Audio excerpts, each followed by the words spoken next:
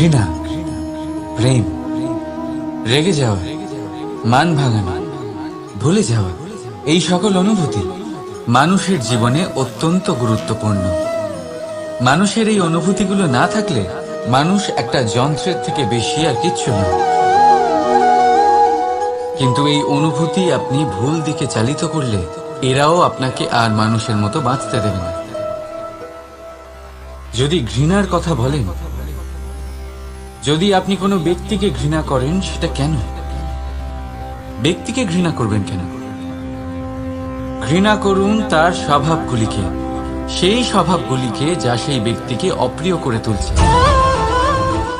কারণ স্বভাব পাল্টানো যায়। সেইভাবেই রাগ করুন, কিন্তু তাদের কথায়, তাদের ওপরে নয়। কারণ কথা বদলে দেওয়া সম্ভব। ভুলতে হলে ভুলুন তাদের ত্রুটি, তাদের নয়। কারণ ভুল অবশ্যই শুধরে নেওয়া যায়। প্রেম করুন তবে তাদের আত্মার সাথে, তাদের অনুভূতির সাথে, শরীরের সাথে নয়। কারণ শরীর হলো নশ্বর। বলুন কিন্তু খারাপ ভাবে নয়, ভালোবেসে। রাধা রাধা। মুঠো হাতের শক্তি বেশি, মুঠো খুললেই তা দুর্বল। তা এমন কি থাকা উচিত এই বন্ধ মুঠোয় যা লাখের সমান? মানসিকতা এবং স্বপ্ন। মানুষ জন্মগ্রহণ করে, তার মানসিকতা সময়ের সাথে উন্নত হয়। মানসিকতা অনুযায়ী সে স্বপ্ন দেখে, আর সেই স্বপ্ন সার্থক করতে সে পরিশ্রম করতে থাকে। কিন্তু খুব গুরুত্বপূর্ণ একটা কথা আছে যা আপনার মনে রাখা উচিত। আপনার এই মানসিকতা, আপনার এই স্বপ্ন, তা যেন আপনার নিয়ন্ত্রণে থাকে। আপনার বন্ধ মুঠোয় যেন এর লাগাম থাকে, আপনি যেন এর প্রভু হন। যদি তা হয় তবেই আপনি লাভবান হবেন। যদি এরা আপনাকে নিয়ন্ত্রণ করতে থাকে, যদি আপনার মুঠো খুলে যায়, না পথ আপনার নিয়ন্ত্রণে থাকবে, না মানসিকতা থাকবে, না স্বপ্ন নিয়ন্ত্রণে থাকবে। আর যদি তাই হয় তাহলে আপনি আপনার ভবিষ্যৎ নষ্ট করে ফেলবেন। তাই নিয়ন্ত্রণ করতে শিখুন নিজের বিচার বুদ্ধি, নিজের মানসিকতা, নিজের স্বপ্নকে। নিজের এই স্বপ্ন পূরণ করুন আর আমার সাথে ভালোবেসে বলুন, রাধা রাধা। প্রত্যেক প্রাণী ভালোভাবে জীবন যাপন করতে চান, এটা তাদের স্বভাবে আছে এবং ভাবাটা অনুচিত নয়। কিন্তু একটা ভালো জীবনের গুরুত্বপূর্ণ অংশ কোনটা? বসবাসের স্থান।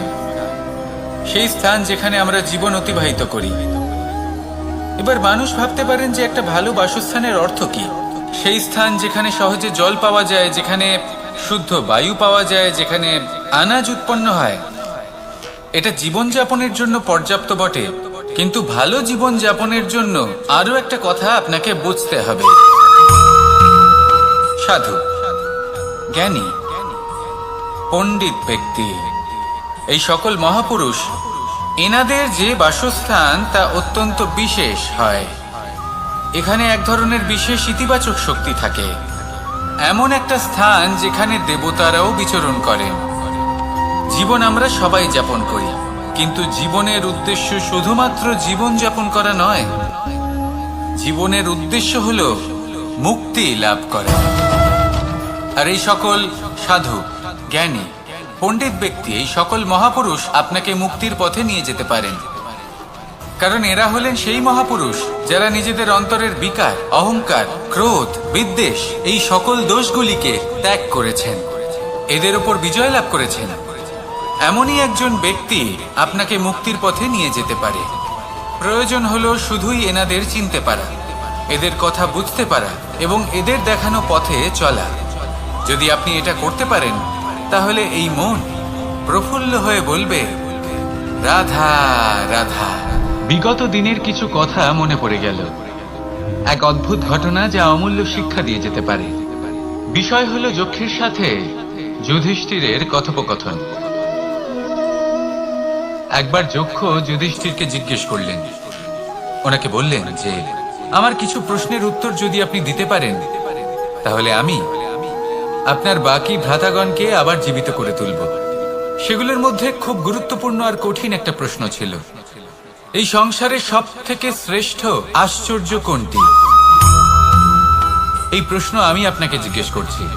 এবার কেউ বলবেন স্বর্ণ দ্বারা নির্মিত লঙ্কা, এটি হলো সংসারের সব থেকে বড় আশ্চর্য। কেউ বলবেন বরফে ঢাকা সেই পর্বত যা আকাশ স্পর্শ করে। কেউ বলবেন সেই সমুদ্র যার গভীরতা মাপা অসম্ভব ব্যাপার। কেউ বলবেন সেই বায়ু যা আমরা দেখতে পাই না, কিন্তু তা আমাদের জীবন দান করে। সংসারের সব থেকে বড় আশ্চর্য কি, সেই প্রশ্নের উত্তর যুধিষ্ঠির দিয়েছিলেন, আর তা ছিল শ্রেষ্ঠ উত্তর এবং উচিত।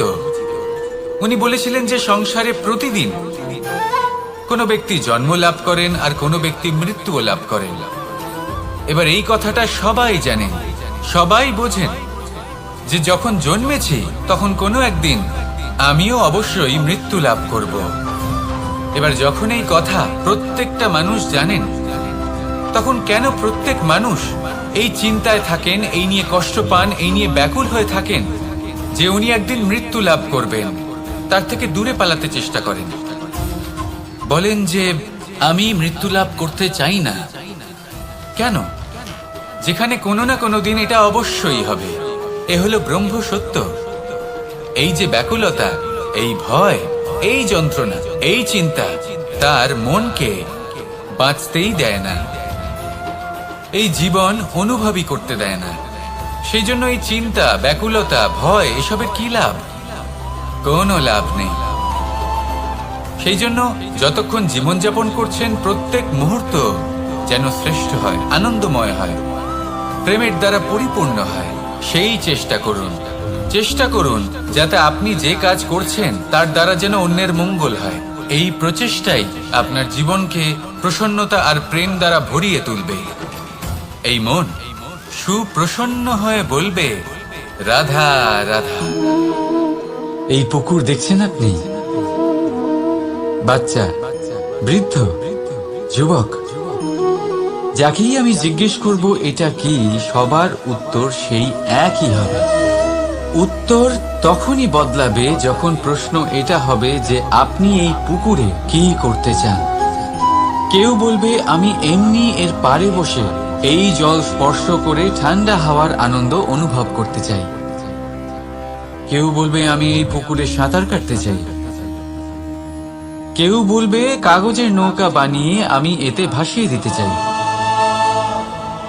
কেউ বলবে আমি মাছ ধরে নিজের জীবন যাপন করতে চাই, ইত্যাদি ইত্যাদি। আপনাকে একটা কথা বলে রাখি, আমাদের জীবনও এই পুকুরেরই মতন, একই রকম। কিন্তু আমরা এই জীবন নিয়ে কি করব সেই সিদ্ধান্ত আমাদের। এই পুকুরে আপনি মুক্তও পাবেন, আবার পাঁকও পাবেন। যদি আপনি মুক্ত পেতে চান তাহলে এই পুকুরের গভীরে আপনাকে যেতে হবে, ততটাই চেষ্টা করতে হবে যতটা করলে আপনি সেই মুক্ত অর্জন করতে পারবেন। না হলে শুধু পাঁকে হাত পড়বে। তাই যা আমি সর্বদা বলে থাকি, সিদ্ধান্ত আপনার। রাধা রাধা। এই সংসারের সব থেকে বড় সুখ কি? কেউ বলবেন নিজের লক্ষ্য প্রাপ্ত করা, কেউ বলবেন ধন উপার্জন করা, কেউ বলবেন নিদ্রাই সব থেকে বড় সুখ, কেউ বলবেন রাজ্য লাভ করা, আবার কেউ বলবেন মাতার হাত থেকে খাবার খাওয়া, আদি ইত্যাদি। কিন্তু যদি সত্যি কথা বলি, এই সংসারের সব থেকে বড় সুখ হলো সেবা করা। কখনো কাউকে সেবা করে দেখুন। এই সেবা দ্বারা অন্য কোনো মানুষের আশীর্বাদ লাভ করাতেই সুখ রয়েছে। আপনার সেবা ভাব দ্বারা যখন কোনো মানুষ নিজের অন্তরাত্মা থেকে আপনাকে আশীর্বাদ করে, তার থেকে বড় সুখ আর কিছুই নেই। কারণ প্রত্যেক মানুষের মধ্যে ঈশ্বর বাস করেন। নরের সেবাই হলো নারায়ণের সেবা। নিষ্কাম সেবা করাই হলো সব থেকে বড় সুখ। তাই নিজের অন্তরে সেবার এই ভাব জাগ্রত করুন। যে সুখের কথা আমি বলছি সেই সুখ অনুভব করেই দেখুন। এই মন সুপ্রসন্ন হয়ে বলবে রাধা রাধা। বাহ, পুষ্পের সুবাস আমার খুব ভালো লাগে। অত্যন্ত সুন্দর হয় এই পুষ্প। এইভাবে চারিদিকে পুষ্প দেখে মন আনন্দিত হয়ে ওঠে। এবার আপনারা ভেবে দেখুন, আমার চারিদিকে পুষ্প নয়, আগুন আছে। তাহলে কি হবে?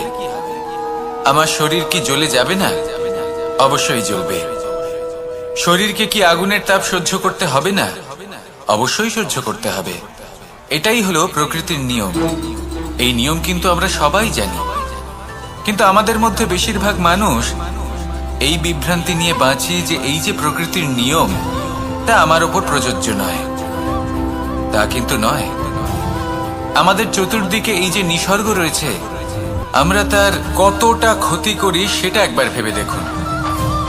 আমরা বনাঞ্চল জ্বালিয়ে দিই, বায়ু দূষিত করি, জল দূষিত করি, প্রাণীদের হত্যা আমরা করি। কেন? এই নিসর্গ আমরা নষ্ট করি, যদিও আমরা জানি যে আমরাও হলাম এই নিসর্গেরই অংশ। এবার দেখুন, শরীরের কোনো অংশে যদি আগুন ধরান, আস্তে আস্তে সমস্ত শরীরও জ্বলে যাবে। সেইভাবেই নিসর্গ যদি নষ্ট হয়ে যায়, তাহলে মনুষ্য জাতিও নষ্ট হয়ে যাবে। তাই এই যে নিসর্গ আপনি দেখছেন, এই পুষ্প, এই বৃক্ষ, বায়ু, জল, এদের সকলকে রক্ষা করুন, নষ্ট নয়। মনে রাখবেন, যদি নিসর্গ থাকে মানুষ থাকবে, যদি নিসর্গ থাকে তাহলেই জীবন থাকবে। আসুন আমার সাথে ভালোবেসে বলুন, রাধা রাধা। এই সংসারে সবাই বলেন আমি অর্জুনের মতো হয়ে উঠতে চাই।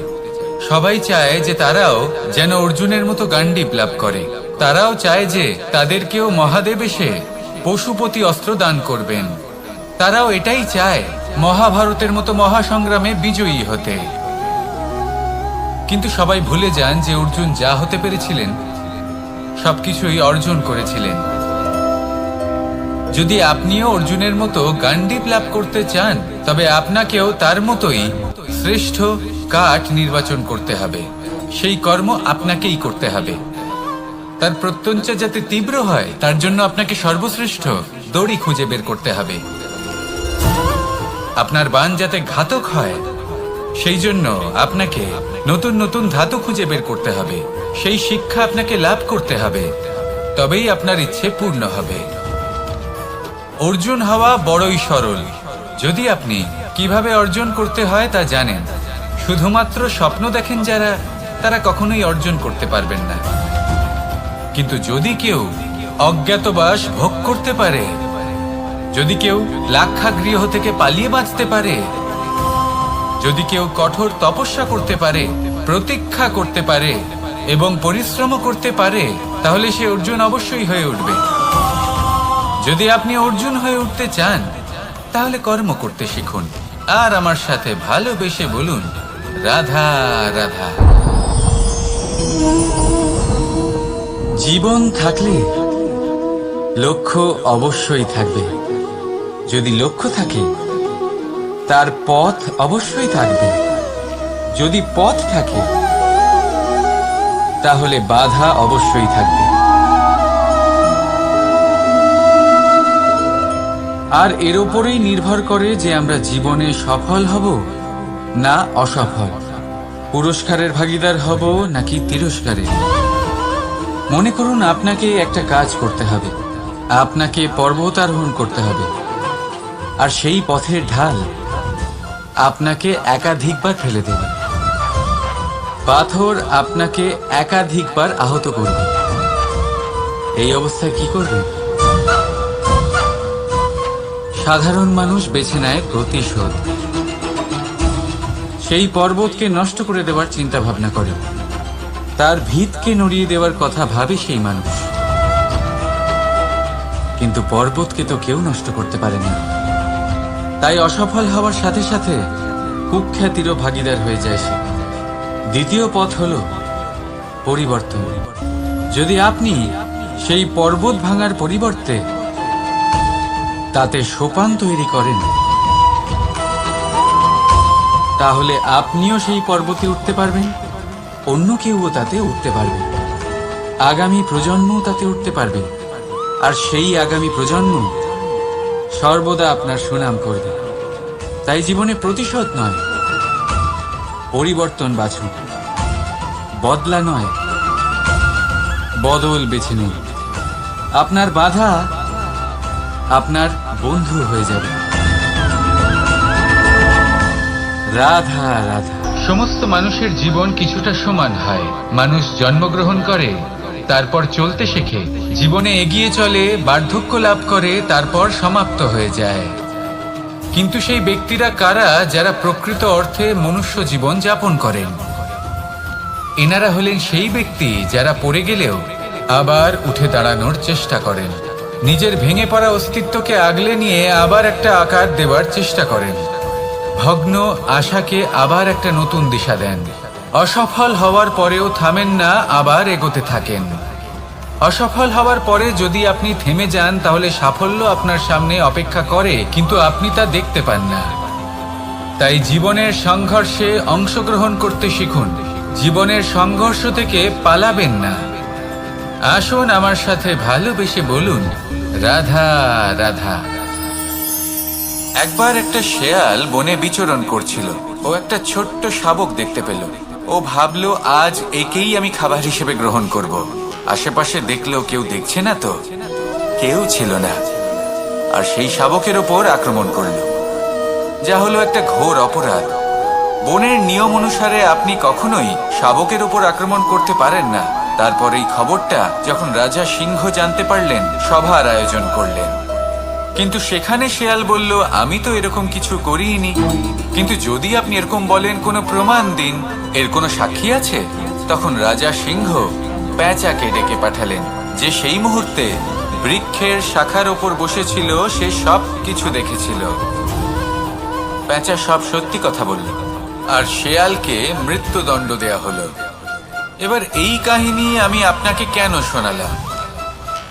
কারণ মানুষও কখনো কখনো এরকম কর্ম করেন যা শিয়াল করেছে। এটা ভাবেন কেউ দেখছে না, যখন আমি অনুচিত কর্ম করতেই পারি। কিন্তু না, আপনি যাই করুন না কেন, কেউ না কেউ অবশ্যই তা দেখছে। কোনো ব্যক্তি না হলেও কোনো প্রাণী, না হলে কোনো যক্ষ বা দেব বা প্রেত। যদি এনারা কেউ না দেখেন, তাহলে ধরিত্রী মাতা দেখেন, যেখানে দাঁড়িয়ে আপনি সেই কর্ম করছেন, তাই না? তাই একটা কথা সবসময় মনে রাখবেন, কে দেখছেন কে দেখছেন না সেই বিষয়ে ভাবা ছেড়ে দিন।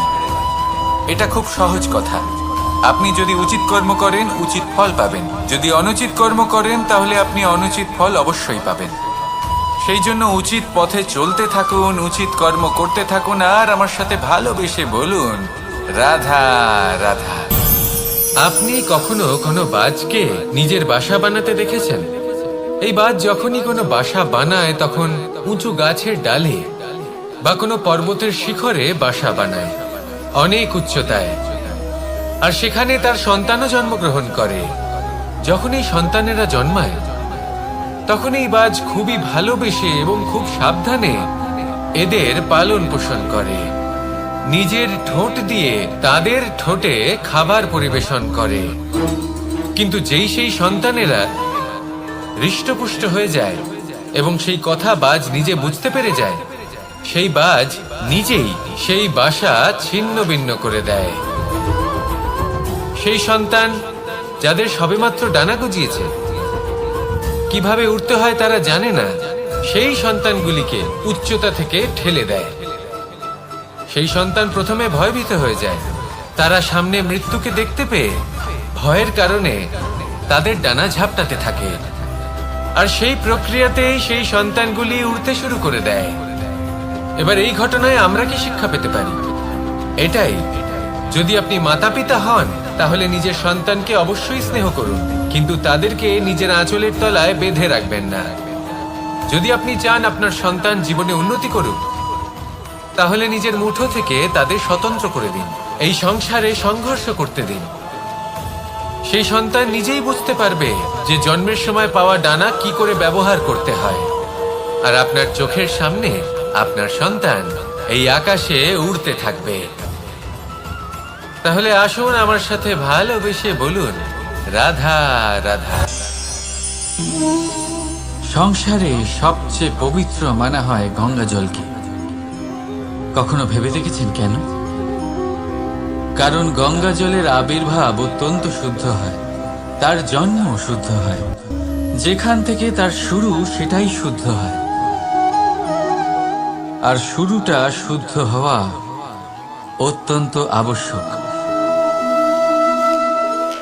আমাদের জীবনে সবই শুরু হয় আমাদের ভাবনা থেকে। নিজের ভাবনাকে শুদ্ধ রাখুন, কারণ এই ভাবনা থেকেই আবির্ভাব হয় শব্দের। আপনার শব্দ শুদ্ধ রাখুন, কারণ এই শব্দ দ্বারাই আপনার কাজ সম্পন্ন হয়। আপনার কাজ শুদ্ধ রাখুন, কারণ এই কাজ দ্বারাই তৈরি হবে আপনার স্বভাব। স্বভাব থেকেই তৈরি হয় আপনার অভ্যাস, আর অভ্যাস থেকে তৈরি হয় আপনার চরিত্র। আর এই চরিত্র সংসারের সমক্ষে এক আদর্শ হয়ে ওঠে। তাই ভাবনা থেকে আদর্শের এই যাত্রা শুভ তখনই হয়ে ওঠে যখন আপনার ভাবনা শুদ্ধ হয়। এই সংসারে, এই জীবনে নিজের ভাবনা শুভ রাখলে, শুদ্ধ করলে আপনার মন সুপ্রসন্ন হয়ে বলবে, রাধা রাধা।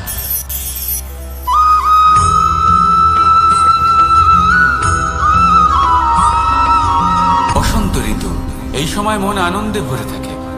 এমন মনে হয় যেন আমরা আকাশে বিচরণ করতে চলে যাই, কিন্তু সেটা তো সম্ভব নয়। সেই জন্য হয়তো আমরা ঘুড়ি ওড়াই, এই ঘুড়িকে নিজেদের প্রতিরূপ মনে করে। এবার অনেক মানুষ আছেন যারা ঘুড়ি ওড়ান, কিন্তু এই কর্মের সারমর্ম কি সেটা কজন বুঝতে পারেন? আপনি এটা মনে করুন যে আপনি হলেন সেই ঘুড়ি, আর এই সুতো যিনি ধরে রয়েছেন তিনি হলেন পরমাত্মা। আর এই সুতো যেখান থেকে শুরু হয় সেই লাটাই হলো আমাদের কর্মচক্র। এবার আপনি নিজেই অনুমান করুন যে এই উড়ান কার ওপর নির্ভরশীল? পরমাত্মার ওপর আর আপনার কর্মের ওপর। যদি পরমাত্মা আপনার হাত ধরে থাকেন, আপনার সাথে থাকেন, যদি আপনি শুভ কর্ম করতে থাকেন, আপনি এই আকাশে উড়তে থাকবেন। কিন্তু কোথাও কোথাও যদি পরমাত্মার সাথে এই বন্ধন ছিন্ন হয়, আপনার কর্মচক্র খারাপ হয়ে যায় বা থেমে যায়, তাহলে আপনার এই ঘুড়ি কেটে যাবে আর দূরে কোনো গাছের ডালে গিয়ে আটকে যাবে। তাই শুধুমাত্র ঘুড়ি ওড়াবেন না, তার থেকে শিখুন, পরমাত্মার সাহচর্যে থাকুন, সবসময় শুভ কর্ম করতে থাকুন, আর সবসময় এই আকাশে উড়তে থাকুন। আসুন আর আমার সাথে ভালোবেসে বলুন, রাধা।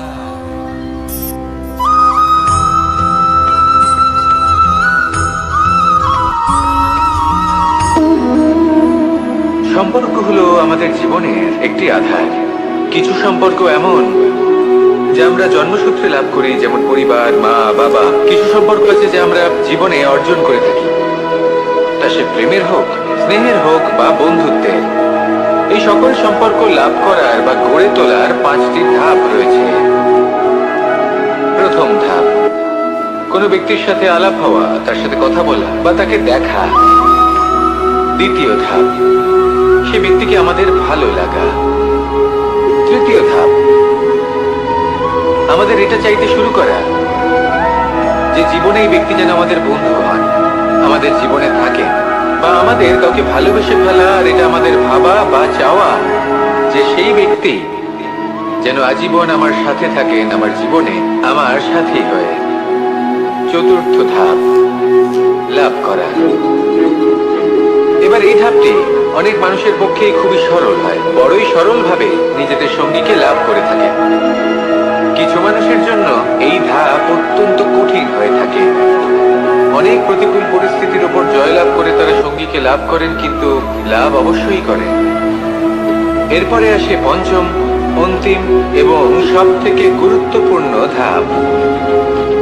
সেটা হলো সেই সম্পর্ক পালন করা। এটা হলো এমন এক বিষয় যা প্রত্যেক মানুষের শেখা উচিত।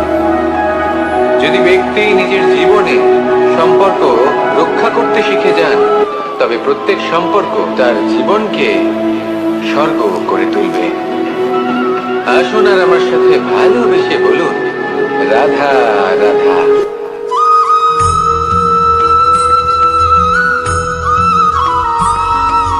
জীবনে যখন কোনো ব্যক্তি নিজের লক্ষ্য প্রাপ্তির জন্য নিরন্তর পরিশ্রম করতে থাকেন, চেষ্টা করতে থাকেন, তখন তিনি কষ্ট অনুভব করেন, কখনো শারীরিক কষ্ট, কখনো মানসিক কষ্ট।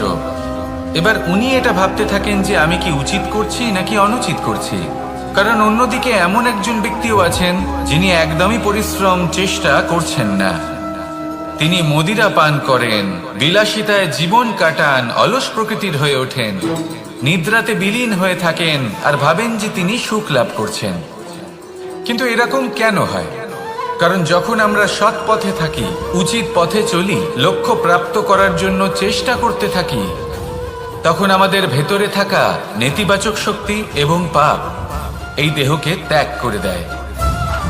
আর এই অনুভূতিটাই আমাদের দুঃখের অনুভূতি দেয়, কষ্ট দেয়। এবার সেখানে যদি আমরা কুপথে চলি, অনুচিত পথে চলতে থাকি, তাহলে আমাদের ভেতরে থাকা পুণ্য এবং ধনাত্মক শক্তি আমাদের দেহ ত্যাগ করে দেয়। আর এই অনুভূতির কারণেই আমরা সুখ অনুভব করি। কিন্তু কখনো ভাববেন যে এই সুখ বেশি সময় পর্যন্ত থাকে না। সেই জন্য সবসময় মনে রাখবেন, যদি আপনি জানেন যে এটাই আপনার লক্ষ্য, এটাই উচিত পথ, শুভ পথ, তাতে নিরন্তরভাবে এগিয়ে যেতে চেষ্টা করতে থাকুন। এই কষ্ট আপনাকে সুখের পরাকাষ্ঠায় কখন পৌঁছে দেবে তা আপনি জানতেই পারবেন না। আসুন আমার সাথে ভালোবেসে বলুন, রাধা রাধা।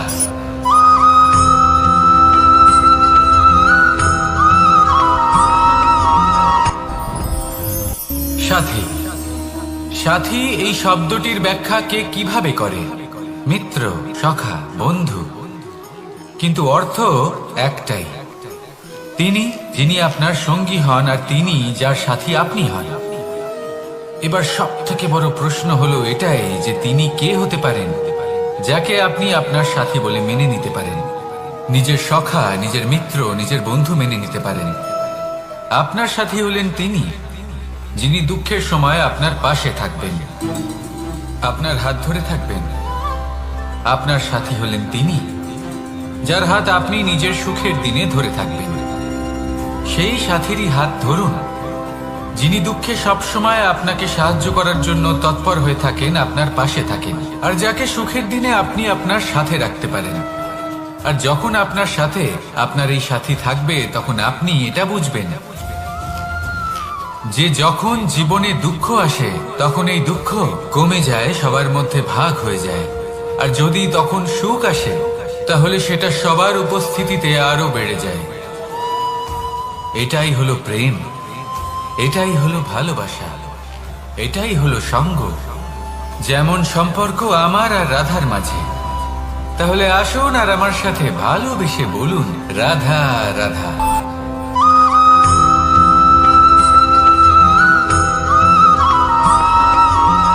এই সংসারে প্রত্যেক মানুষ এটাই চান যে তিনি যেন ধনবান হন, আর্থিক অবস্থা তার ভালো থাকে, ওনার বাড়িতে লক্ষ্মীর আগমন হয়। কিন্তু সেটা হবে কি করে, সেটাই হলো প্রশ্ন। কেউ বলেন যে যদি পরিশ্রম করো তাহলে ধন অর্জন সম্ভব, কেউ বলেন যে যদি বিদ্যা লাভ হয় তবেই ধন অর্জন সম্ভব, কেউ বলেন যে যদি বলশালী হও তবেই সম্পন্ন থাকবে। ভালো কথা, যদি তাই হয়ে থাকে, তবে দিনমজুর সারা দিন পরিশ্রম করেন, তিনি কেন ধনী হন না? অনেকজন বিদ্বান মানুষ আছেন এই সংসারে, তারা কেন ধনবান হন না? অনেক সংখ্যক বলশালী ব্যক্তি আছেন, তাদের কাছে ধন নেই কেন? তাদের কেন ধনের অভাব হয়? আবার এমনও কিছু মানুষ আছেন যারা পরিশ্রম করেন, তারা দিনমজুর, কিন্তু তারা ধন অর্জন করতে পারেন। কিছু বিদ্বান ব্যক্তি আছেন যাদের কাছে অধিক মাত্রায় ধন রয়েছে। কয়েকজন বলশালী ব্যক্তি রয়েছেন যাদের কাছে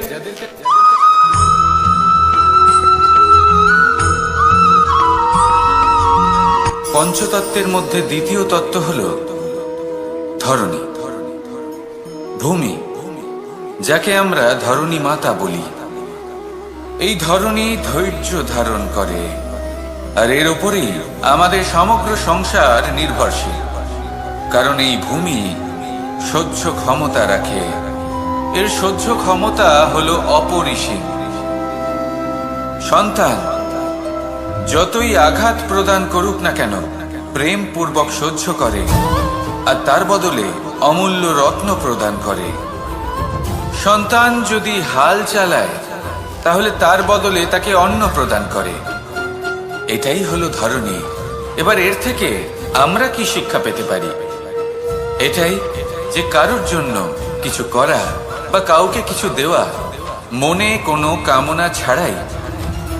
আর এই কথাটা বুঝে যান, যদি কারোর জন্য কামনা না রেখে বা কোনো পাওয়ার আশা না রেখে কারোর জন্য কিছু করেন বা কারোকে কিছু দেন, যদি এটা আপনি শিখতে পারেন, তবে আপনি ভালোবাসতে শিখে গেছেন। আর সেই জন্যই এই ধরিত্রীকে মাতা বলা হয়।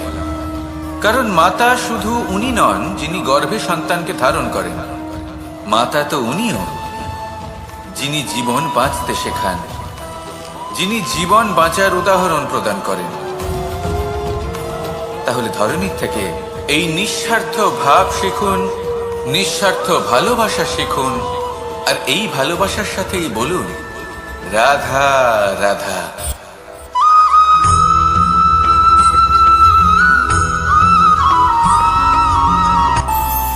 আমাদের মনে যখন কোনো প্রশ্ন ওঠে, কোনো দ্বন্দ্ব জাগে, তখন আমরা যাই আমাদের গুরুর কাছে, আমাদের আরাধ্যের কাছে গিয়ে জিজ্ঞেস করি। এইভাবেই একদিন আমি পৌঁছলাম আমার আরাধ্যের কাছে, আমার মহাদেবের কাছে, আর ওনাকে প্রশ্ন করলাম যে মহাদেব, জীবনে আনন্দ পাওয়ার, উৎসব পালনের, প্রেম ভাগ করে নেবার, জীবনকে উপভোগ করে নেওয়ার সর্বশ্রেষ্ঠ সময় কোনটা?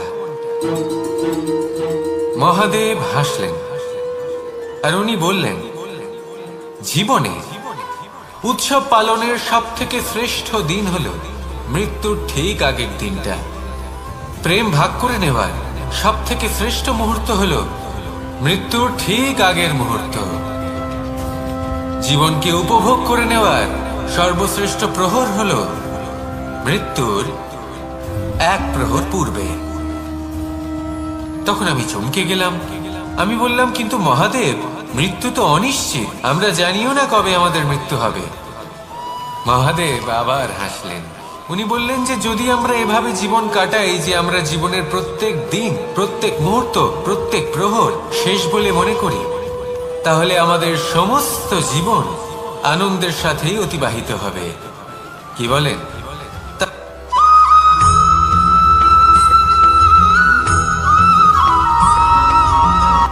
সংসারে আমাদের জীবনে যখন কোনো সুখ বা দুঃখ আসে, তার জন্য আমরা কাউকে না কাউকে অবশ্যই দায়ী করে থাকি, তাই না?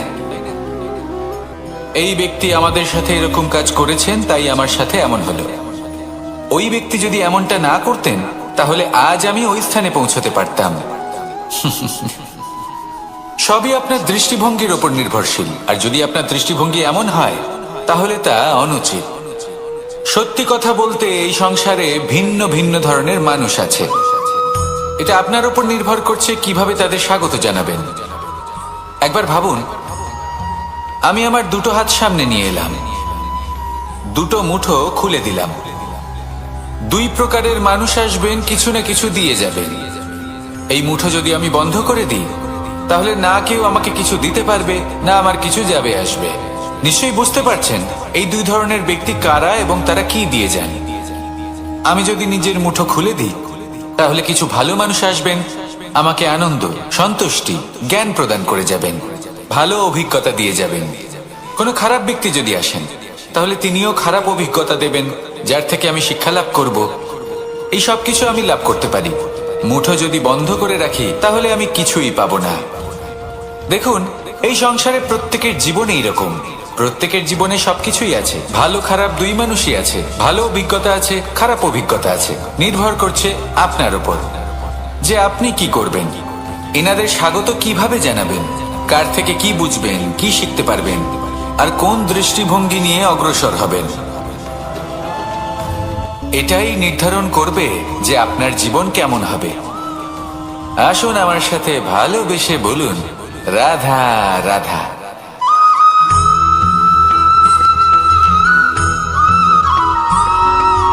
জীবনে অগ্রসর হওয়ার জন্য আমাদের কাকে প্রয়োজন হয়? মাতা পিতা, বন্ধু, প্রেম, সাহায্য, অর্থ, পরিশ্রম, আশা। ভিন্ন ভিন্ন মানুষ ভিন্ন ভিন্ন বিকল্প চয়ন করে। যদি আমি আপনাকে বলি, তাহলে জয় আর পরাজয়ের মন্ত্র দুটো শব্দের উপর নির্ভর করে, মেনে নেওয়া আর দৃঢ় হওয়া। যদি মেনে নেন তাহলে হেরে যাবেন, যদি দৃঢ় হন তাহলে নিশ্চিত রূপে জয়ী হবেন।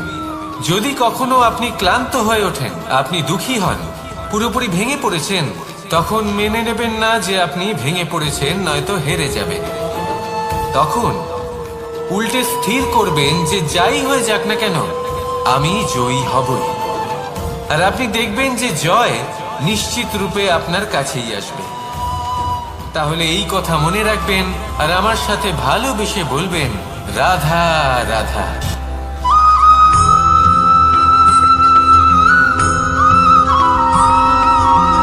ভালো, শুধু ওনাদের কঠোর ব্যবহার দেখলে আমরা একটু ভয় পেয়ে যাই। এবার ওনাদের এই কঠোর ব্যবহার আমাদের ভালো না লাগলেও অত্যন্ত আবশ্যক, কারণ মাতার থেকে আমরা যে শক্তি লাভ করি তা যেন নিয়ন্ত্রণ হারিয়ে বিধ্বংসী না হয়ে ওঠে। আমরা যেন কোনো কুপথে না চলে যাই, আমরা কখনো যেন দোষ না করে ফেলি। শুধু সেই জন্য পিতা এবং গুরু একটু কঠোর হয়ে ওঠেন, এবং ওনাদের এই কঠোর আচরণ ভবিষ্যতে গিয়ে আমরা অবশ্যই বুঝতে পারি। জীবনে কিছু বছর আমরা এগিয়ে যাই আর তারপর আমরা বুঝতে পারি যে বাবা এবং গুরু আমাদের যথেষ্ট ভালোবাসতেন, কিন্তু ওনাদের ভালোবাসার বহিঃপ্রকাশ আলাদা। প্রয়োজনীয় হলো এটা দেখার, এটা বোঝার যে শুরু থেকে আমাদের প্রতি ওনাদের আচরণ কেমন ছিল। ওনাদের কঠোর হওয়ার পেছনে ওনাদের ভালোবাসাটা বোঝার চেষ্টা করুন, ওনাদের চিন্তাটা বোঝার চেষ্টা করুন, ওনাদের পথপ্রদর্শনের আড়ালে আপনার ভবিষ্যতের জন্য যে পরিকল্পনা ওনারা করেছেন সেটা বোঝার চেষ্টা করুন। তখন আপনারা বুঝতে পারবেন ওনাদের ভালোবাসাকে। আপনার মনের মধ্যে আপনা থেকেই ওনাদের প্রতি সম্মান জেগে উঠবে। নিজের পিতা এবং নিজের গুরু এই দুজনের প্রতি কৃতজ্ঞতা প্রকাশ করুন আর আমার সাথে ভালোবেসে বলুন, রাধা রাধা।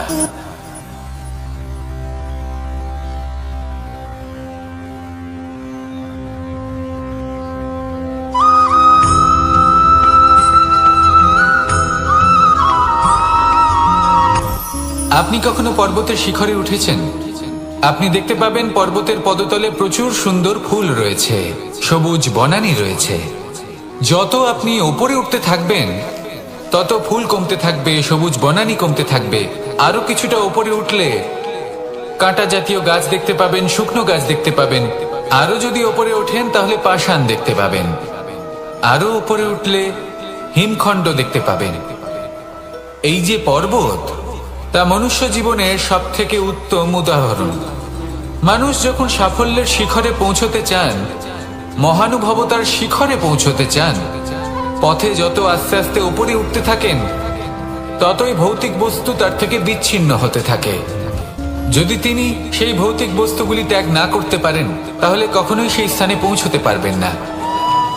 আর মানুষ যদি উচিত ত্যাগ করতে পারেন, পথে অগ্রসর হতে থাকেন, এগোতে থাকেন, তাহলে একদিন না একদিন তিনি মহানুভবতার, জ্ঞানের, সাফল্যের হিমের স্বাদ অবশ্যই লাভ করবেন। মনে রাখবেন, মানব জীবনে ত্যাগ হলো অত্যন্ত গুরুত্বপূর্ণ অংশ। আসুন আমার সাথে ভালোবেসে বলুন, রাধা রাধা।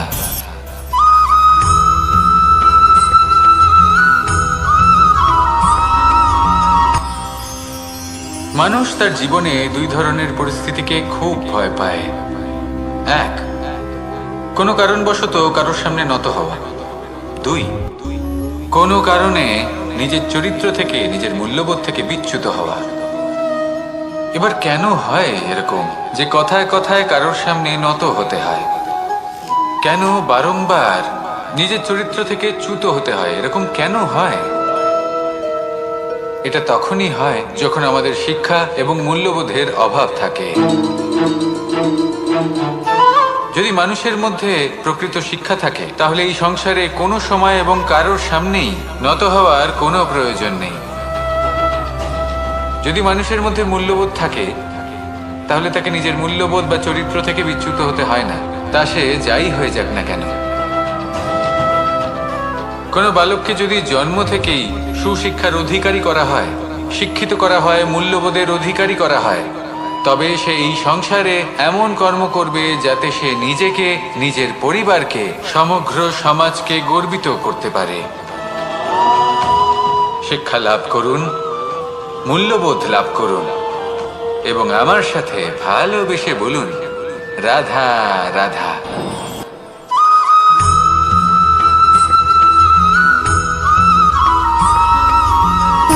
সুখ, দুঃখ এবং শক্তি, এই তিন হলো এই সংসারের ত্রিদেবের মতো। আমাদের জীবনে যা কিছু ঘটছে এই তিনটির ভিত্তির উপরেই হচ্ছে। আসলে এই সংসারের একটা নিয়ম আছে, যখনই আপনি কিছু লাভ করেন এই সংসার আপনার পরীক্ষা নেয়।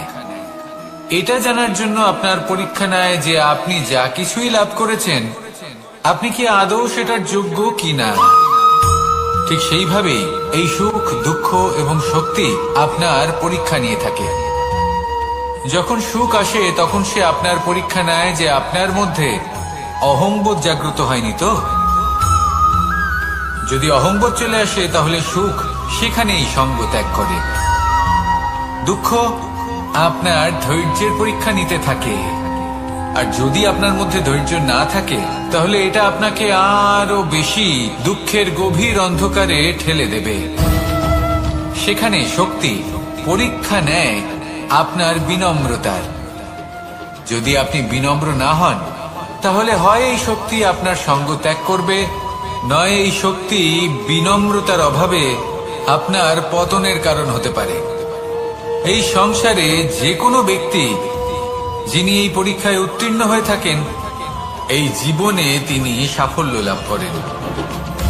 আসুন আমার সাথে ভালোবেসে বলুন, রাধা রাধা।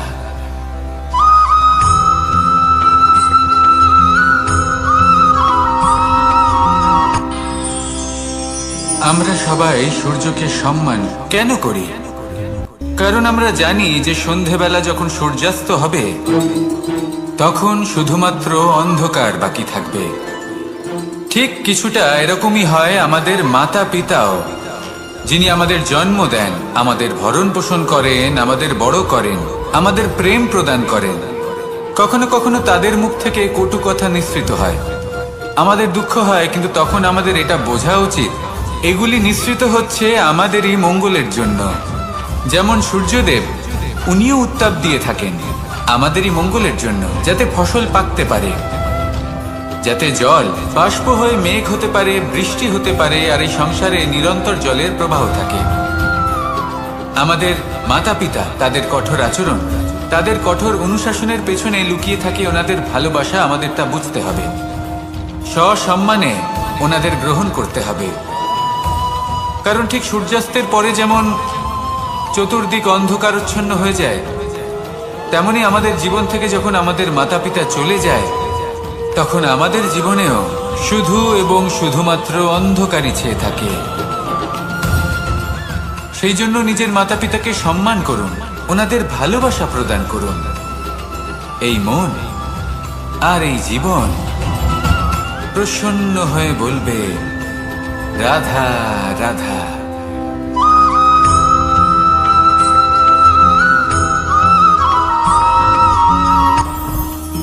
জীবনে কিছু শেখা অত্যন্ত গুরুত্বপূর্ণ। এবার কি কি শিখতে হবে সেই সব শেখানোর জন্য অনেক শিক্ষক রয়েছেন, কিন্তু কি শিখবেন না আর কি করবেন না এটা আমাদের নিজের অভিজ্ঞতা দিয়ে শিখতে হয়। কিন্তু তার মানে এটা নয় যে যদি আপনাকে শিখতে হয় যে আগুনের তাপ কতটা, আপনাকে আগুনের মধ্যে হাত দিতে হবে। না, অন্য কারোর অভিজ্ঞতা দ্বারাও শিখতে পারেন। প্রশ্ন শুধুমাত্র একটাই যে আপনি কি শিখতে চান নাকি চান না। যদি আপনি এটাই ভাবেন যে আমি শুধুই নিজের অভিজ্ঞতা দ্বারাই শিখতে চাই, তাহলে জীবনকাল ছোট মনে হবে, অনেক কিছুই শিখতে পারবেন না। তাই নিজের সাথে সাথে বড়দের অভিজ্ঞতার দ্বারাও শেখা শুরু করে দিন। এই সংসারের অভিজ্ঞতা দ্বারা শিখতে শুরু করে দিন। আর এটা নিশ্চিত রূপে শেখা আবশ্যক যে কখন কি করবেন না, কোথায় থামতে হবে আর কোথায় থামবেন না। তাহলে আসুন আর আমার সাথে ভালোবেসে বলুন, রাধা রাধা।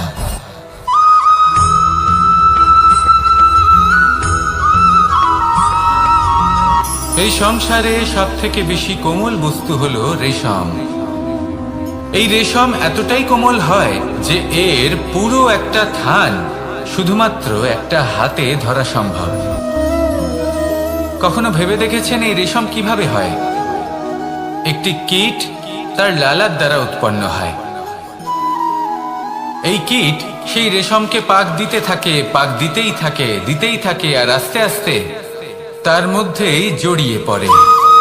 শেষে ওর এই সুন্দর অমূল্য সৃষ্টি রেশমের এই সুতো তার নির্মাণ কার্য পূর্ণ হয়, কিন্তু তাতেই ও নিজে বন্দী হয়ে যায়।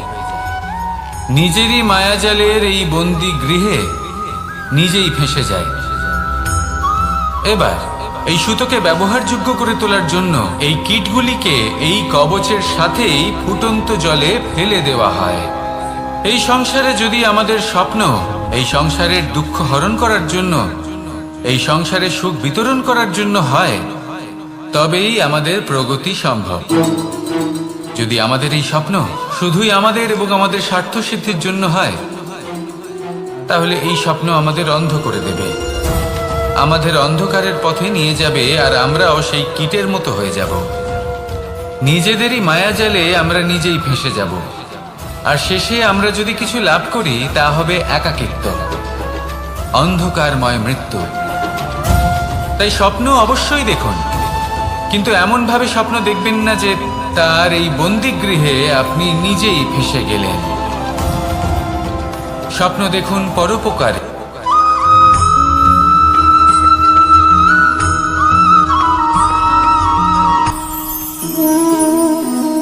শক্তি এক অত্যন্ত বিচিত্র বস্তু, বা বলতে পারেন অনুভূতি। পিতা সবসময় চান যেন তিনি তার শক্তি পুত্রকে। আসুন আপনাকে সহজে বোঝাই। যদি আপনি সুপাত্র হন আর আপনাকে শক্তি দেওয়া হয়, তাহলে আপনি সেই শক্তির গুরুত্ব বুঝবেন, কোথায় সেই শক্তি প্রয়োগ করা উচিত সেটা বুঝবেন। আর এটা যেহেতু অর্জন করা শক্তি হবে, সেই শক্তির অপব্যবহার হবে না। কিন্তু যদি এই আপনি কুপাত্র হন আর যদি আপনাকে এই শক্তি দেওয়া হয়, তাহলে কি হবে? দেখতে গেলে এই শক্তি আপনি দান হিসেবে পেয়েছেন, তাই না আপনি এই শক্তির গুরুত্ব বুঝবেন আর না এর প্রয়োগ আপনি জানবেন। তার অপব্যবহার হওয়া সুনিশ্চিত। তাই যদি আপনি কোনো শক্তি অর্জন করতে চান, তাহলে আগে তার যোগ্য হয়ে উঠুন, পুত্র নয় পাত্র হয়ে উঠুন। আর আমার সাথে ভালোবেসে বলুন, রাধা রাধা।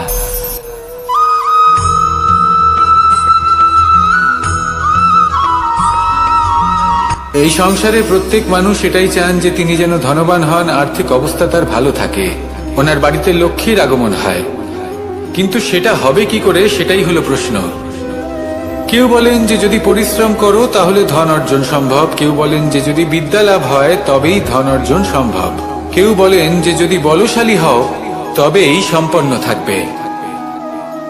ভালো কথা, যদি তাই হয়ে থাকে, তবে দিনমজুর সারা দিন পরিশ্রম করেন, তিনি কেন ধনী হন না? অনেকজন বিদ্বান মানুষ আছেন এই সংসারে, তারা কেন ধনবান হন না? অনেক সংখ্যক বলশালী ব্যক্তি আছেন, তাদের কাছে ধন নেই কেন? তাদের কেন ধনের অভাব হয়? আবার এমনও কিছু মানুষ আছেন যারা পরিশ্রম করেন, তারা দিনমজুর, কিন্তু তারা ধন অর্জন করতে পারেন। কিছু বিদ্বান ব্যক্তি আছেন যাদের কাছে অধিক মাত্রায় ধন রয়েছে। কয়েকজন বলশালী ব্যক্তি রয়েছেন যাদের কাছে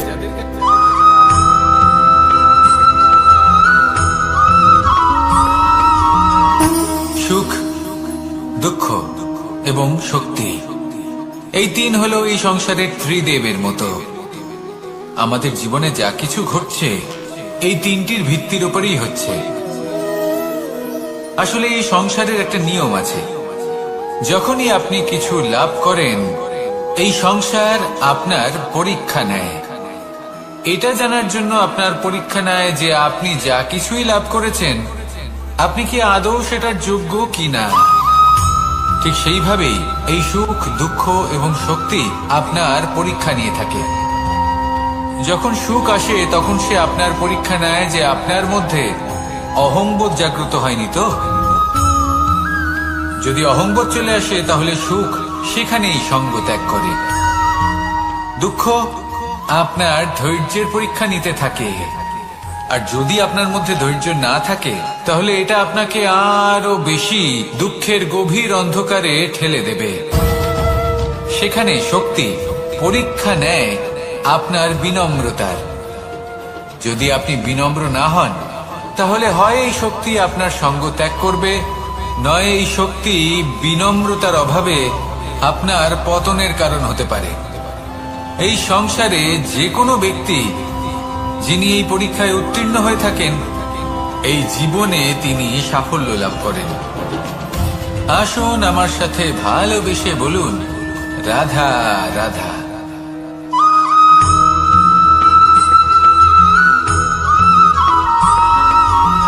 পঞ্চতত্ত্বের মধ্যে দ্বিতীয় তত্ত্ব হল ধরণী, ভূমি, যাকে আমরা ধরণী মাতা বলি। এই ধরণী ধৈর্য ধারণ করে, আর এর উপরেই আমাদের সমগ্র সংসার নির্ভরশীল। কারণ এই ভূমি সহ্য ক্ষমতা রাখে, এর সহ্য ক্ষমতা হলো অপরিসীম। সন্তান যতই আঘাত প্রদান করুক না কেন প্রেম পূর্বক সহ্য করে, আর তার বদলে অমূল্য রত্ন প্রদান করে। সন্তান যদি হাল চালায় তাহলে তার বদলে তাকে অন্ন প্রদান করে। এটাই হলো ধরণী। এবার এর থেকে আমরা কি শিক্ষা পেতে পারি? এটাই যে কারোর জন্য কিছু করা বা কাউকে কিছু দেওয়া মনে কোনো কামনা ছাড়াই। আর এই কথাটা বুঝে যান, যদি কারোর জন্য কামনা না রেখে বা কোনো পাওয়ার আশা না রেখে কারোর জন্য কিছু করেন বা কারোকে কিছু দেন, যদি এটা আপনি শিখতে পারেন তবে আপনি ভালোবাসতে শিখে গেছেন। আর সেই জন্যই এই ধরিত্রীকে মাতা বলা হয়। কারণ মাতা শুধু উনি নন যিনি গর্ভে সন্তানকে ধারণ করেন, মাতা তো উনিও যিনি জীবন বাঁচতে শেখান, যিনি জীবন বাঁচার উদাহরণ প্রদান করেন। তাহলে ধরণীর থেকে এই নিঃস্বার্থ ভাব শিখুন, নিঃস্বার্থ ভালোবাসা শিখুন, আর এই ভালোবাসার সাথেই বলুন, রাধা রাধা।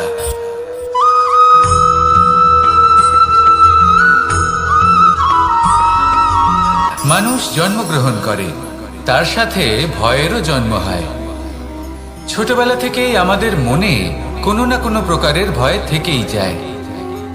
কেউ এই বিষয়ে ভয় পায় যে তার কোনো বস্তু তার থেকে দূরে চলে যাবে, কেউ এই বিষয়ে ভয় পায় যে আমি নিজেকে হারিয়ে ফেলব, কেউ এই ভেবে ভয় পায় যে আমার প্রিয়জনেরা তারা যেন আমার থেকে দূরে না চলে যায়, কেউ এই ভেবে ভয় পায় যে আমরা যেন পথ না হারিয়ে ফেলি, আদি ইত্যাদি। কিন্তু সত্যি কথা বলতে ভেবে দেখুন এই ভয় বাস্তবে কি? শুধুই একটা মনস্থিতি, আর কিছুই নয়। যা কিছু আপনি জীবনে পেয়েছেন তা একদিন আপনাকে হারাতে হবে। এই জীবন হলো আপনারই, কিন্তু তাও একদিন সমাপ্ত হবে। তাই ভয় পেয়ে কি লাভ? এই ভয় শুধু আপনাকে জীবন যাপন করা থেকে বাধা দিচ্ছে, আর কিচ্ছু নয়। পথ হারিয়ে ফেললেই বুঝতে পারবেন যে নতুন পথ কিভাবে বানাতে হয়। কিছু মানুষকে জীবন থেকে হারালে তবেই আপনি বুঝবেন যে আপনার আপনজনকে। এই ভয়ের কারণে ভীত হয়ে থাকবেন না। এই তারা নক্ষত্র অন্ধকারের অভাবে গুরুত্ব হারায়। শিবকেও মহাদেব হবার জন্য বিষপান করতে হয়েছিল। প্রত্যেক পরিস্থিতি, প্রত্যেক সাফল্য আপনার পরীক্ষা নেবে, তাতে উত্তীর্ণ হওয়া হলো আপনার কর্ম। যখনই আপনি ভয় পাবেন বা সংকটের সম্মুখীন হবেন তখন সাহসের সাথে তার সম্মুখীন হন। মনে রাখবেন, যে সম্মুখীন হতে জানে সাফল্য তার সাথে সবসময় থাকে। আসুন আর আমার সাথে ভালোবেসে বলুন, রাধা রাধা।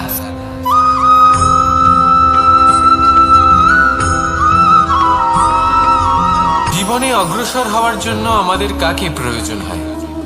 মাতা পিতা, বন্ধু, প্রেম, সাহায্য, অর্থ, পরিশ্রম, আশা। ভিন্ন ভিন্ন মানুষ ভিন্ন ভিন্ন বিকল্প চয়ন করে। যদি আমি আপনাকে বলি তাহলে জয় আর পরাজয়ের মন্ত্র দুটো শব্দের উপর নির্ভর করে, মেনে নেওয়া আর দৃঢ় হওয়া। যদি মেনে নেন তাহলে হেরে যাবেন, যদি দৃঢ় হন তাহলে নিশ্চিত রূপে জয়ী হবেন। যদি কখনো আপনি ক্লান্ত হয়ে ওঠেন, আপনি দুঃখী হন, পুরোপুরি ভেঙে পড়েছেন, তখন মেনে নেবেন না যে আপনি ভেঙে পড়েছেন, নয়তো হেরে যাবেন। তখন উল্টে স্থির করবেন যে যাই হয়ে যাক না কেন আমি জয়ী হবই। আর আপনি দেখবেন যে জয় নিশ্চিত রূপে আপনার কাছেই আসবে। তাহলে এই কথা মনে রাখবেন আর আমার সাথে ভালোবেসে বলবেন, রাধা রাধা।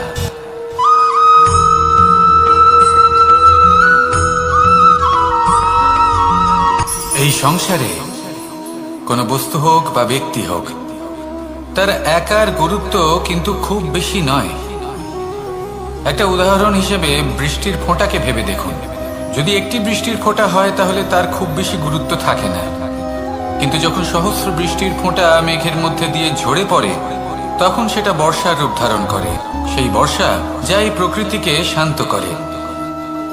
সেইভাবেই পাথরের ছোট টুকরো তার খুব বেশি গুরুত্ব থাকে না, কিন্তু যখন অসংখ্য পাথরের টুকরো একত্রিত হয় তখন তা পর্বতের আকার ধারণ করে।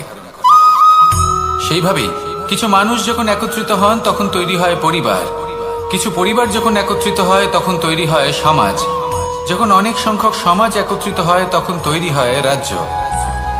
এবার এই রাজ্যের সব থেকে গুরুত্বপূর্ণ ব্যক্তি হতে পারেন রাজা, কিন্তু তাও সেই রাজা একা কিছু করতে পারেন না। যুদ্ধ লড়ার সময় তারও নিজের সৈন্যদলকে প্রয়োজন পড়ে। কিন্তু এই সংসারে এমন একজন ব্যক্তি আছেন যিনি একাই সব কাজ করতে থাকেন, এবং সেই ব্যক্তি হলেন মা। আমাদের জীবনে একজন পিতার ভূমিকা কিন্তু নিঃসন্দেহে অমূল্য, কিন্তু আমাদের সকলের জীবনে যে ভূমিকা একজন মায়ের তা অন্য কারোর থাকে না। একজন মা একাই সন্তানকে বড় করতে পারেন, সংস্কারী করে তুলতে পারেন, তার জন্য পরিশ্রম করেন। আর এত কিছু কাজ করার পরেও তার কাজের জন্য তিনি প্রশংসা অবশ্য পান না। উল্টে যদি সেই সন্তান অনুচিত পথে চালিত হয়, অনুচিত কর্ম করে, তখন সেই মাকেই অপবাদের পাত্র হয়ে উঠতে হয়। আমাদের জীবনে মায়ের যোগদান কতটা সেটা বুঝুন। আপনাকে বড় করে তোলার জন্য উনি কতটা পরিশ্রম করেছেন সেটা বুঝুন। আজ থেকে, এখন থেকে, এই মুহূর্ত থেকে মাকে সম্মান করতে শিখুন। যখন সময় পাবেন, যখন সুযোগ হবে, তখন তার প্রশংসা করুন, ওনারও ভালো লাগবে। আর মায়ের এই মমতার জন্য, তার এই ভূমিকার জন্য আসুন সবাই মিলে আমরা তাকে প্রণাম করি, আর সকলে মিলে ভালোবেসে বলি, রাধা রাধা।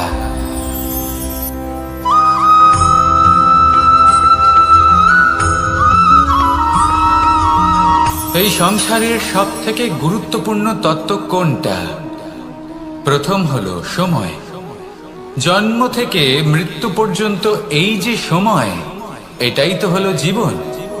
দ্বিতীয় হলো জীবন, যাতে আমরা সময়ের সদ্ব্যবহার করি, শ্রেষ্ঠ থেকে শ্রেষ্ঠতর কাজ করার চেষ্টা করি। বহু বছরের এই পরম্পরা, এই সংস্কৃতিকে এগিয়ে নিয়ে যাওয়ার চেষ্টা করি। এই সংসারে আমরা অংশগ্রহণ করতে চেষ্টা করি। তৃতীয় হলো ধন, সেই ধন যা প্রত্যেক ব্যক্তি অর্জন করতে চেষ্টা করেন। এবার এই তিনটি তত্ত্বের মধ্যে একটা সামঞ্জস্য আছে, সমান ব্যাপার আছে।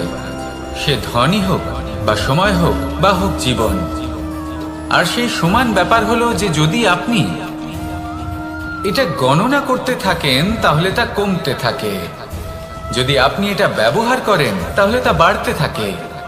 একে সংগঠিত করে রাখতে চেষ্টা করলে এ হাত থেকে ফসকে যায়, কিন্তু যদি আপনি একে সামলে রাখতে শিখে যান তাহলে এমন কাজ করবেন যাতে সংসারের সাথে সাথে পরবর্তী প্রজন্ম লাভবান হবে। যদি কিছু শিখতে চান তাহলে সামলাতে শিখুন, গণনা করা বা সংগঠিত করা নয়। আসুন আর আমার সাথে ভালোবেসে বলুন, রাধা রাধা।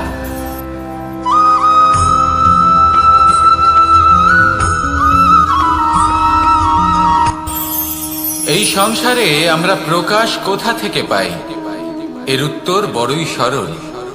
ভোরে যখন সূর্যোদয় হয় তখন প্রকাশের কিরণ আমাদের ঘরে এসে পৌঁছয়। এইভাবেই আমরা প্রকাশ লাভ করি। এবার এই প্রকাশের আলোতেই আমরা সারাদিনের কাজ সম্পন্ন করি। সন্ধে হয়ে যায়, সূর্যাস্ত হয়ে যায়, আর আমাদের ঘর যাতে অন্ধকার না হয় তার জন্য আমরা একটা প্রদীপ প্রজ্বলিত করি। এটাই ঘটে আমাদের জীবনেও। এবার প্রবাহমান আয়ুর সাথে আমরা আমাদের অন্তরে যদি একটা প্রদীপ প্রজ্বলিত করে নিই তাহলে বিষয়টাই অন্যরকম হবে। এবার আপনি বলবেন কোন প্রকাশের কথা বলছি যা আমাদের অন্তরে জাগ্রত করা সম্ভব? আমাদের আত্মার মাঝে প্রেমের প্রকাশ জাগ্রত করার কথা বলছি। কারণ আমাদের এই জীবন এও হলো দিনের আলোর মতো। আজ প্রকাশ আছে কিন্তু কোনোদিন অবশ্যই অস্ত হবে। কিন্তু অস্ত হবার আগে যদি আমরা আমাদের আত্মার মাঝে প্রেমের এই প্রকাশ উজ্জ্বলিত করে নিই তাহলে আমাদের সন্ধ্যাকালও আমরা আনন্দে এবং প্রেমে যাপন করব। তাহলে আসুন আর আমার সাথে ভালোবেসে বলুন, রাধা রাধা।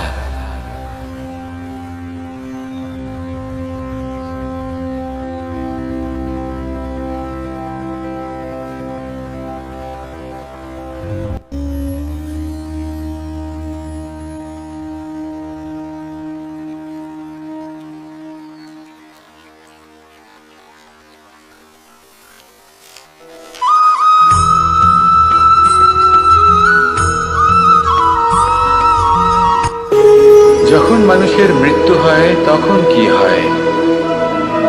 অনেক সংখ্যক মানুষ শোক পালন করতে চলে আসেন। যে ব্যক্তি মৃত্যু লাভ করেছেন তার অনেক বস্তু থাকে যেগুলো তার প্রিয়, যেগুলো তিনি ব্যবহার করেছেন। তার শয্যা, তার বস্ত্র, তার আভূষণ সবকিছু তার থেকে বিচ্ছিন্ন করা হয় এবং খালি হাতে তাকে শ্মশানের উদ্দেশ্যে রওনা করা হয়। আমি আপনাকে এই প্রশ্ন করতে চাই, আপনি এই সংসারে কি অর্জন করেছেন? ধন সম্পত্তি, বস্ত্র, আভূষণ, এই সব কিছু যে আপনি অর্জন করেছেন আপনার মৃত্যুর পরে তা আপনার থেকে দূর হয়ে যাবে। এর উত্তর হলো একটাই, আপনার কর্ম। শুধু সেটাই আছে যা একান্ত আপনার, আর শুধু সেটাই এই সংসার থেকে চলে যাওয়ার পরেও সংসারে জীবিত থাকবে। যদি আপনি দুষ্কর্ম করেন তাহলে এই সংসার আপনাকে একটি অনুচিত উদাহরণ হিসেবে মনে রাখবে যে এই ব্যক্তি খুব পাপী ছিল, অনুচিত কর্ম করতেন। যে পথে তিনি চলেছেন সেই পথে কারোর চলা উচিত নয়। সেখানেই যদি আপনি সৎকর্ম করেন তাহলে সংসার চিরকাল এটাই বলবে যে খুব ভালো মানুষ ছিলেন, সবাইকে ভালোবাসতেন, সবাইকে সাহায্য করতেন, আমার খুব প্রিয় মানুষ ছিলেন। এটাই হলো শ্রেষ্ঠ কর্ম। সেই জন্য জীবনে শুধুমাত্র ধন সম্পত্তি, আভূষণ এই সব অর্জন করতে গিয়ে নিজের মনোনিবেশ করবেন না। শ্রেষ্ঠ কর্ম করুন। সংসার থেকে চলে যাওয়ার পরেও এই কর্মই এই সংসারে আপনাকে জীবিত রাখবে। আসুন আমার সাথে ভালোবেসে বলুন, রাধা রাধা।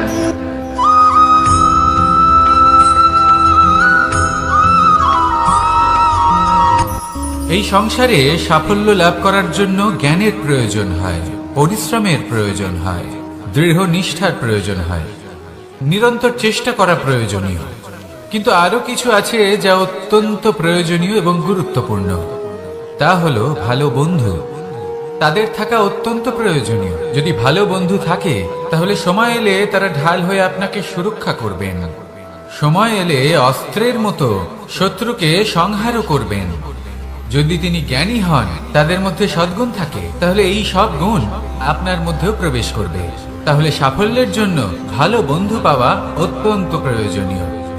কিন্তু শুধু বন্ধু কেন, ভালো শত্রুও থাকা প্রয়োজনীয়। এবার আপনি ভাববেন, আমি কি বললাম? যদি আপনার জীবনেও ভালো অর্থাৎ শক্তিশালী শত্রু থাকে, তাহলে আপনিও শক্তিশালী হতে থাকবেন। এই শত্রু আপনাকে প্রেরিত করবে আরো বেশি শক্তিশালী হয়ে ওঠার। কখনো কোনো হরিণকে দেখুন, তীব্র গতিতে দৌড়তে থাকে। কেন তীব্র গতিতে দৌড়য়? এই কারণে নয় যে কোথাও তার জন্য মধুর ঘাস অপেক্ষা করে রয়েছে, না। সে এই কারণে তীব্র গতিতে দৌড়য় কারণ সেটা না করলে তার পেছনে একটি সিংহ আছে যে ওকে নিজের ভোজন করে ফেলবে। তাই জীবনে বিপদ, সংকট, এই সবকিছুও হলো অত্যন্ত গুরুত্বপূর্ণ। তার সম্মুখীন হতে শিখুন আর আমার সাথে ভালোবেসে বলুন, রাধা রাধা।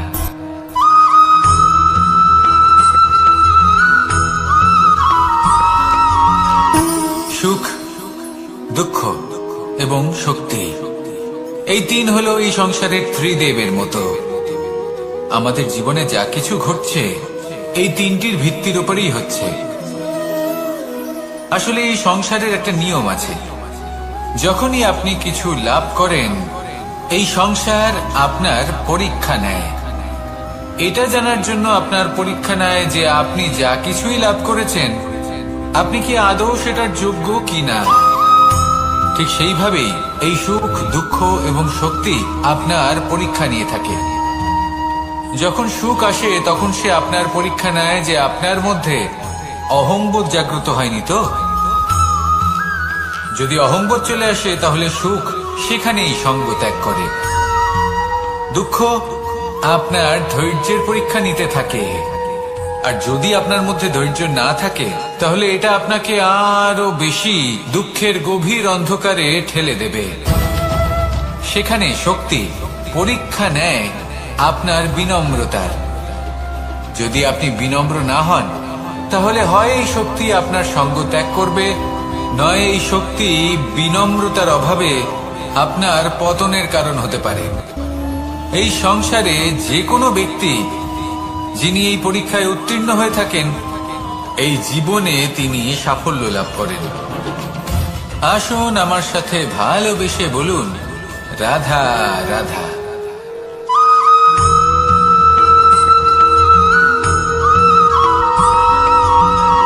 পুরুষার্থ।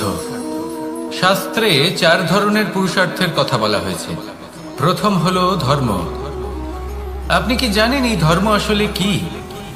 আপনার কি মনে হয় ধর্ম আসলে কি? কোনো বিশেষ ঈশ্বরকে মানাই কি ধর্ম বলা হয়? নাকি কোনো বিশেষ রীতি পালন করাই হলো ধর্ম? নাকি কোনো বিশেষ সাহিত্যকে সর্বশ্রেষ্ঠ মনে করাই হলো ধর্ম? না, ধর্ম হলো সেটা যাকে ধারণ করা যেতে পারে। আর ধারণ শুধু সেটাই করা যায় যা পবিত্র। পবিত্র শুধু তাকেই বলা হয় যা নিঃস্বার্থ, যার মধ্যে শাসন করার কোনো ইচ্ছে নেই, যা সরলভাবেই প্রবাহমান, জল এবং বায়ুর মতো। যখন কোনো ব্যক্তি ধর্মকে ধারণ করেন এবং সেই ধর্ম সেই ব্যক্তিকে রক্ষা করে, তখন তাকে ধর্ম বলা হয়। ধর্ম যা রক্ষা করে অহংকার থেকে, খারাপ চিন্তার হাত থেকে। সেই জন্য পুরুষার্থ গড়ে তোলার আগে, ধর্ম পালন করার আগে ধর্মের প্রকৃত অর্থ কি সেটা বুঝে নিন। এটা জেনে রাখুন যে সমস্ত ধর্মের আধার, সমস্ত ধর্মের ভিত শুধুমাত্র ভালোবাসা। আসুন আর এই ভালোবাসার সাথেই বলুন, রাধা রাধা।